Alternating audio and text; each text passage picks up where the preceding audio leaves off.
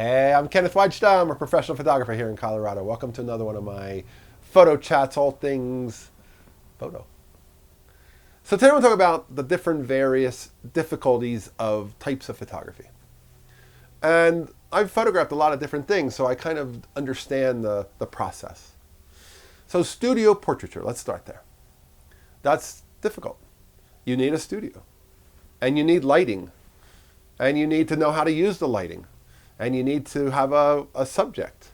And you need to know the psychology of working with subjects and talking to them and getting an expression or finding an idea with them.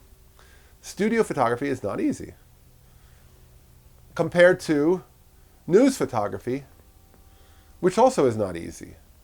News photography is you have to go out and photograph something that's happening, but you're not sure where it's happening. You're not sure if you're always in the right place.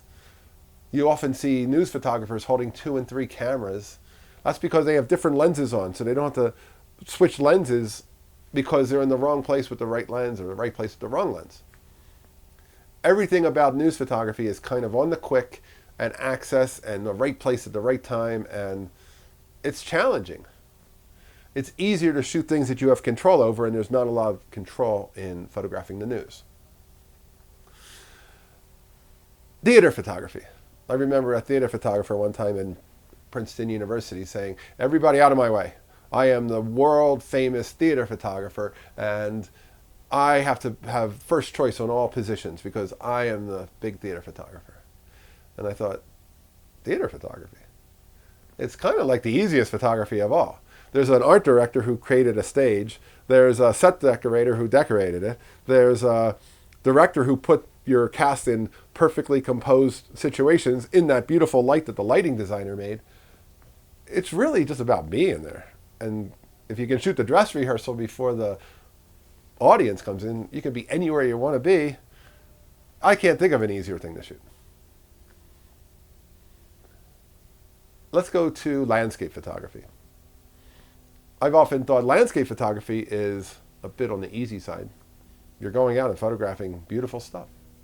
It's like photographing artwork. The artwork is nature and it's already beautiful. All you have to do is be there. But that's the difficult part about landscape photography, is getting there.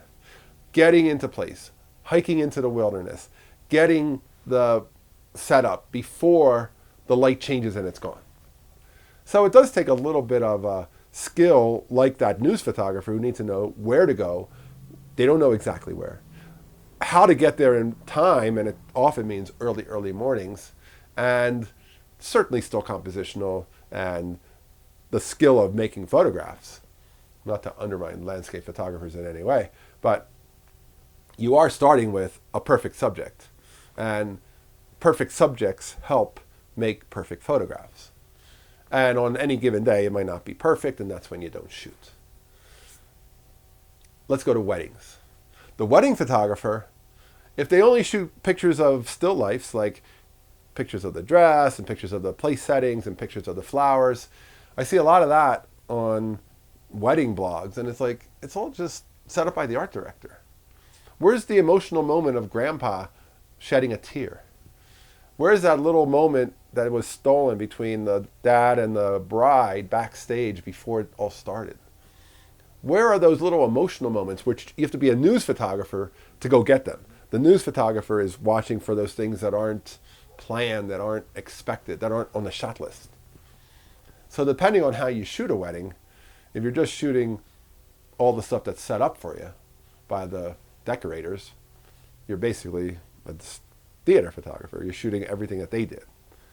If you're shooting the emotional stuff, you're a news photographer, and you have to be on the quick with maybe a few different cameras on your shoulder, ready to get it because you could miss it if you were facing the wrong way with the wrong lens.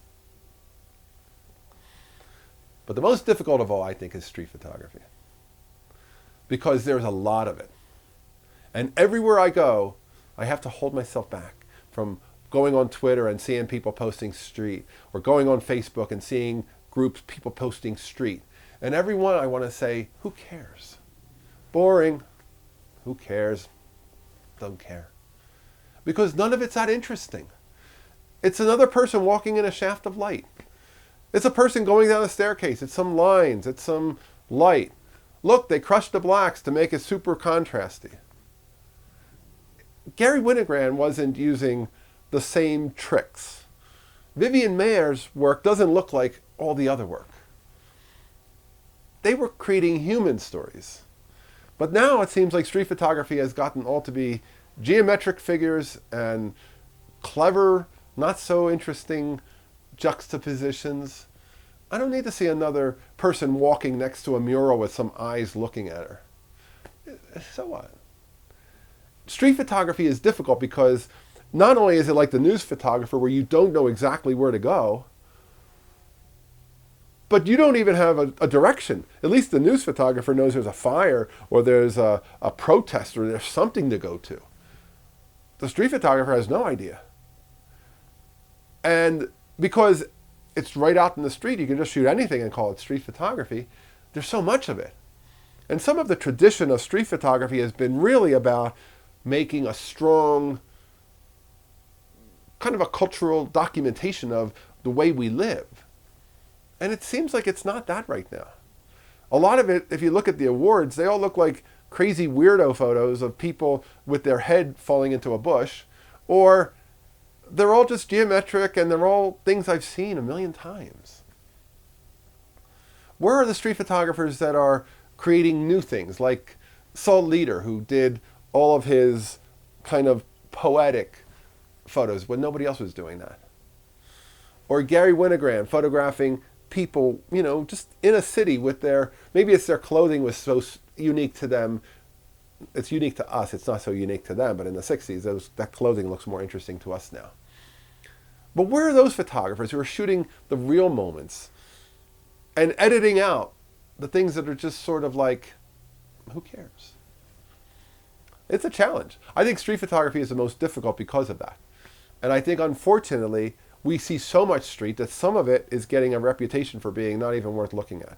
If rangefinder.com or Portraiture.com puts up a gallery of street photography, people won't even go because it's like it's all going to be bad. And it's not worth any time. And it's getting a reputation for being a bore. And it is a bore. It needs really good curation. It needs really strong editing to create the best work that actually gets put into the gallery that you go, okay. I wrote a piece half a year ago about how street photography is like a tap on the shoulder. Hey, look over there. Hey, look at that.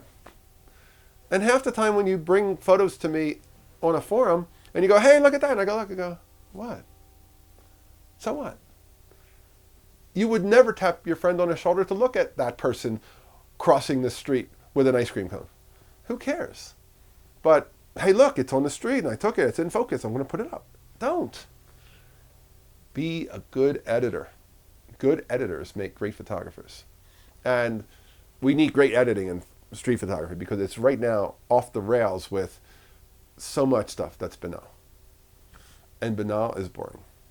It's the very definition of banal. All right, that's today's photography talk. I welcome your comments. What's your experience? Are you seeing good street photography somewhere else? And if you are, can you send me a link to it? Because I'm not finding it. All right, that's today's photography talk. If you're enjoying these, hit the subscribe button. If you can support, hit the Patreon. I appreciate all my supporters. Thank you so much. I'll be back next time. We'll talk more photography. As always, here's the good light.